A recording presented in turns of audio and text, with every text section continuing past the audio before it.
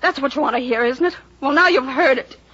And that's the truth? No, but you don't know the truth when you do hear it. Honey, please, let's not do this to each other. Oh, we've already done it. There's no use killing each other any longer, Tom. We're finished. Don't say that, Theo. I've got to say it. You see, I don't know my own mind. And that's no good for marriage, is it? Well, that's no good for anything, darling. You know, it's funny. If Miles hadn't been such a good friend, you and I might have been all right now, for the rest of our lives. And now we'll never know, Tom. Never. I'll never love anyone else. If you ever make up your mind, I'll tell you. Hello? Oh, yes, sir. What? Well, yes, sir. I can clean everything up by tonight. Yes, sir. Thank you, sir. Theo, that was Colonel Rayburn. Tom, I'm too tired to talk about the new rangefinders. Too tired to talk about me? Us? Well, what else is there to say? The War Industry Board think my job's done. I'm being reactivated. I'm going back to the squadron. When? Tomorrow. I'll be heading west in a couple of weeks. So soon? Yeah. Funny how important things always happen that way. Quickly. Suddenly. Do they, Tom?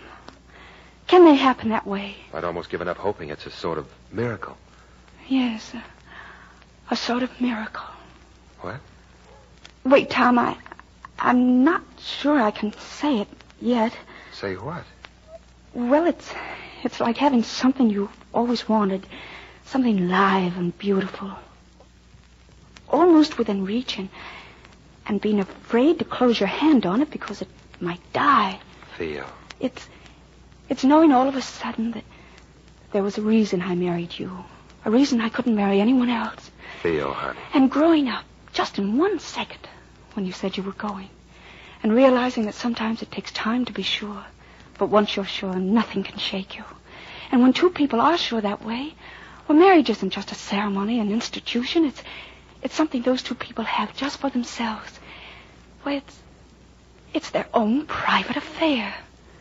Darling, are you saying that it's all right with us? And just when you're going away and maybe never coming back. I'll be back. If you want me back. Oh, I do, Tom. I do. And if you'll just forget last night and this morning and all the things I've said. Darling, I've forgotten already. Then I can promise you, Tom, if you'll forget, I never will.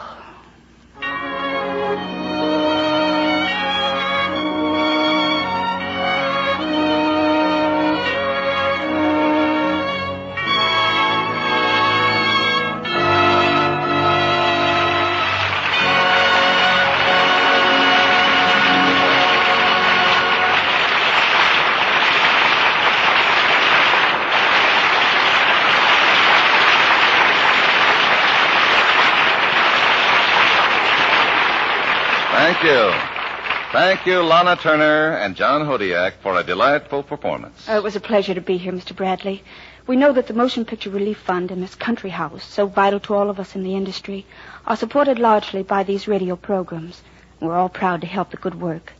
And now, before we tell you about next week's show, here's a word from one of America's best-known beauty authorities, Lady Esther. Thank you, Miss Turner. Remember...